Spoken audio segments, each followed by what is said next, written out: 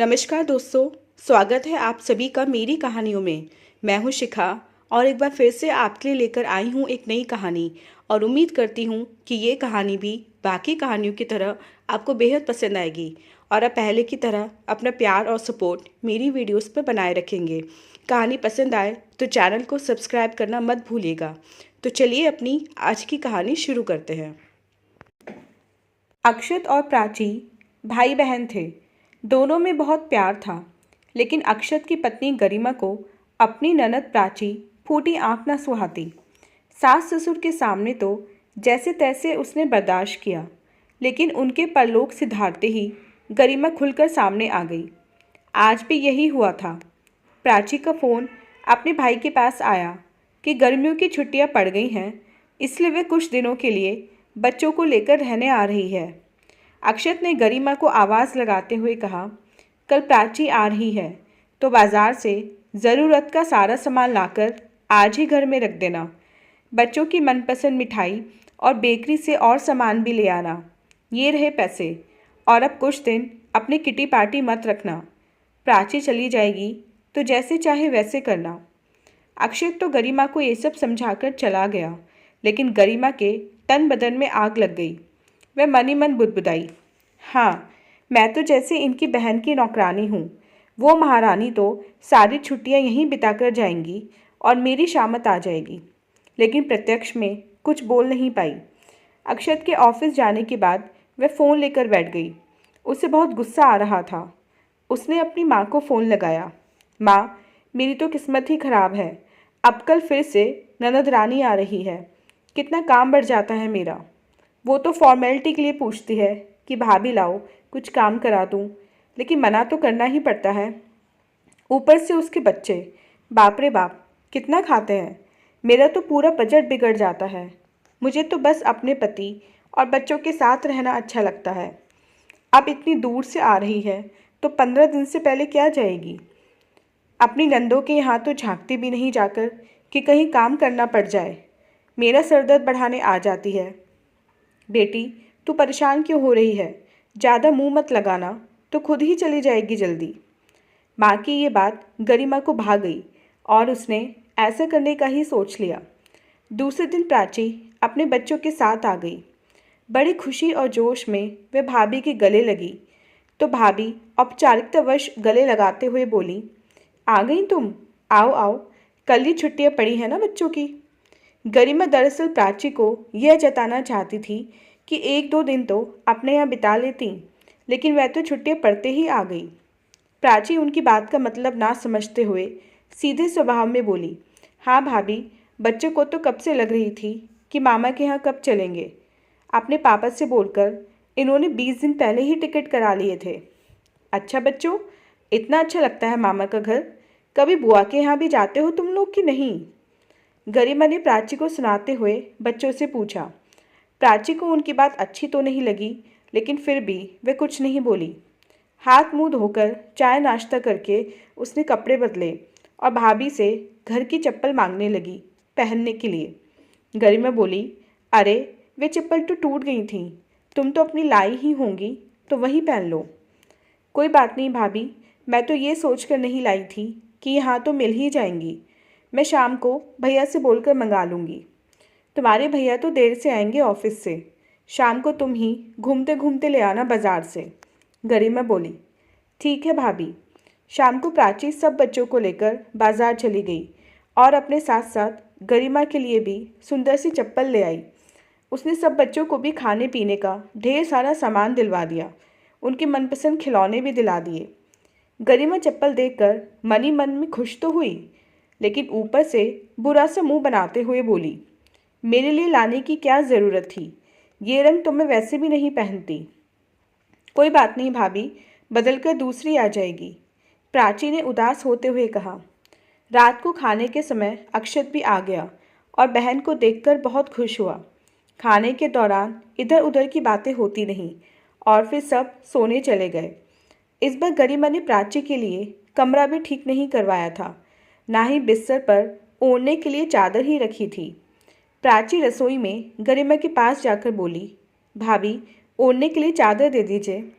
ओह हाँ, चादर तो मैं निकालना ही भूल गई। घर के इतने काम हो जाते हैं कि कुछ और करने का समय ही नहीं मिलता। तुम एक काम करो, तुम तो अपने साथ ट्रेन में ओढ़ने के लिए चादर लाई ही होंगी ना, तो आज वही ओढ़ लो। बच्चे तो निशु और टिंकू के साथ ही सोएंगे। तुम्हारे लिए मैं सुबह चादर निकाल दूंगी। प्राची तो ये सब सुनकर अटपटा तो लगा, क्योंकि ऐसा पहले कभी नहीं हुआ था। इस बार भाभी उससे पहले के जैसे हंस बोल भी नहीं रही हैं। लेकिन उसने सोचा, भाभी वाकई व्यस्त होंगी, तभी तो उन्हें समय नहीं मिला, वरना हर बार तो उसके पहुंचने से पहले ही उसका सब सामान तैयार रहता था। कोई बात नहीं, मैं भी जाने क्यों उल्टा सीधा सोच रही हूँ।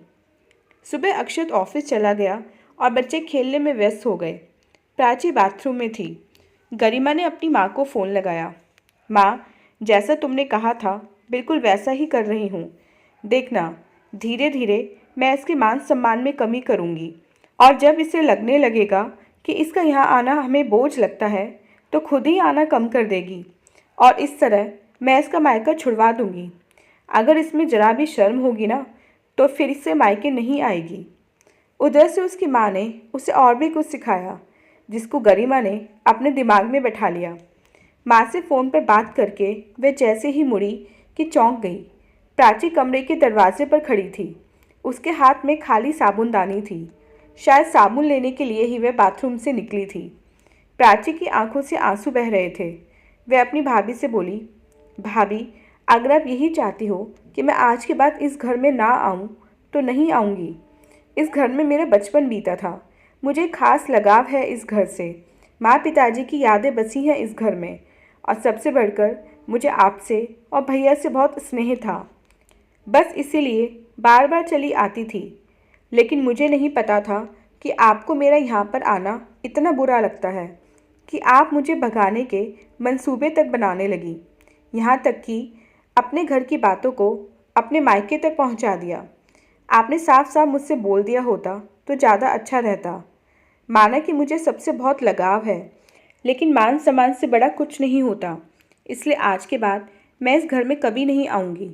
यह कहकर उसने लखनऊ जाने के लिए फटाफट एक टैक्सी बुक कराई, बच्चों को तैयार किया और खुद भी तैयार हो गई। उसके बच्चों को समझ ही नहीं आ रहा था कि वो लोग इतनी जल्दी क्यों जा रहे हैं। कल ही तो आए थे। गरिमा ने जाती हुई प्राची को एक बार भी नहीं रोका। प्राची ने टैक्सी में से ही अक्षत को फ़ोन कर दिया कि वह वापस लौट रही है, क्योंकि उसकी सास की तबीयत अचानक ख़राब हो गई है।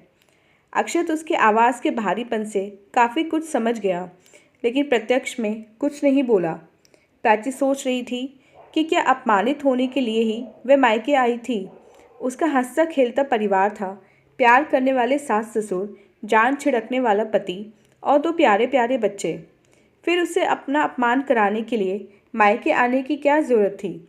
अब ससुराल वालों को क्या बताएगी कि वापसी का रिजर्वेशन होने के बाद भी वह टैक्सी से अगले दिन ही क्यों लौट आई। उसने भी भाई को सच इसलिए नहीं बताया था कि कहीं उसकी वजह से उन दोनों पति पत्नी के बीच कलह न हो। आखिर रहना तो भैया को अपनी पत्नी के साथ ही है। ससुराल पहुंचकर उसने बहाना बना दिया कि इस बार उसका मन नहीं लगा, इसलिए वह आ गई। उसकी सास समझदार थी, तुरंत समझ गई कि कुछ हुआ है, क्योंकि एक रात में मन न लगने का कोई औचित्य नहीं था। फिर भी वे कुछ नहीं बोली। इस बात को धीरे धीरे 3 साल बीत गए। अक्षय त्योहारों पर आकर उसे नेक दे जाता, लेकिन उसने पलटकर मायके को नहीं देखा था। गरिमा भी खुश थी कि आखिरकार ननद से जान छूटी, वरना हर बार मुंह उठाकर मायके चली आती थी। लेकिन अक्षत हमेशा ये सोचकर दुखी रहता था कि उसकी पत्नी की वजह से उसकी बहन का मायका छूट गया। लेकिन घर में कलह न हो, इस वजह से वो चुप ही रहता, परंतु भीतर ही भीतर घुट रहा था। इधर प्राची भी मायके की याद में तड़पती रहती। गरिमा जितनी तेजी से अपनी ज़िंदगी में भाग रही थी, उसे ठोकर तो लगनी ही थी। एक दिन गरिमा का स्कूटी से एक्सीडेंट हो गया। उसके पैर और रीढ़ की हड्डी में चोट गंभीर थी। डॉक्टर ने 6 महीने का बेड रेस्ट बता दिया था। 6 महीने में तो घर का नक्शा ही बदल जाता। गरिमा ने अपनी भाभी से कुछ दिनों के लिए आने को कहा, लेकिन उसने भी बच्चों की पढ़ाई का बहाना बना दिया।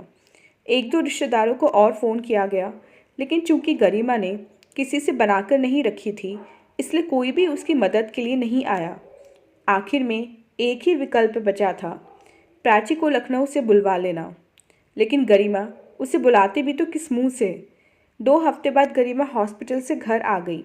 अक्षत ने ऑफिस से कुछ दिनों की छुट्टियां ले ली थी, लेकिन ये कोई स्थायी विकल्प नहीं था। अक्षत पर ही घर के सारे काम आ पड़े थे।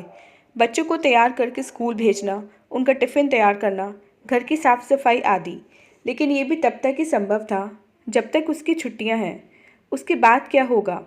बच्चों को कौन देखेगा और गरिमा की देखभाल कौन करेगा?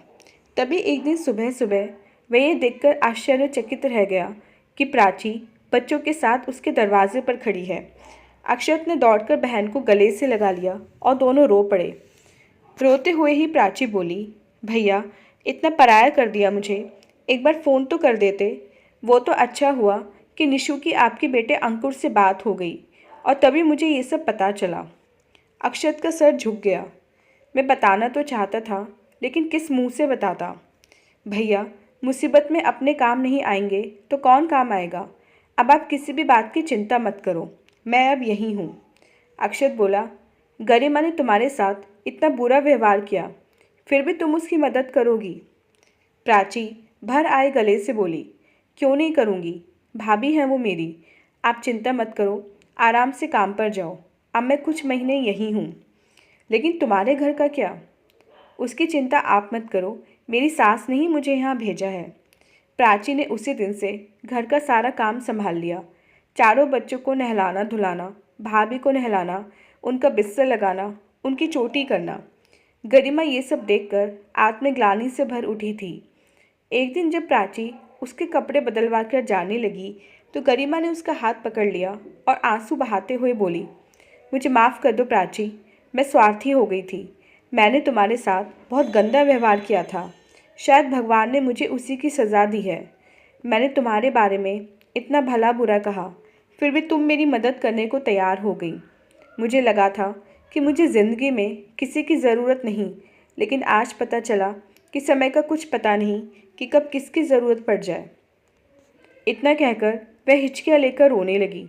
उसको रोता देखकर प्राची का मन भी पिघल गया और वह उसके आंसू पोंछते हुए बोली, भाभी आपको अपनी गलती का एहसास हो गया, मेरे लिए इतना ही बहुत है। लेकिन एक बात आप हमेशा ध्यान रखना कि कभी भी किसी बेटी का मायका छुड़वाने की कोशिश मत कीजिएगा, क्योंकि बेटियां कुछ लेने नहीं बल्कि कुछ छूटे हुए एहसासों को समेटने के लिए आती हैं। गरिमा को आज अपनी गलती का एहसास हो गया था। उसने मन ही मन निश्चय कर लिया कि वह प्राची को हाथों पर रखेगी, उसे उचित मान सम्मान देगी और उसके साथ एक प्यार भरा रिश्ता बनाएगी। तो दोस्तों, ये थी हमारी आज की कहानी। उम्मीद करते हुए कहानी आपको पसंद आई होगी। मिलते हैं अपनी नेक्स्ट वीडियो में इससे नेक्स्ट कहानी के साथ। तब तक के लिए आज्ञा दीजिए। धन्यवाद।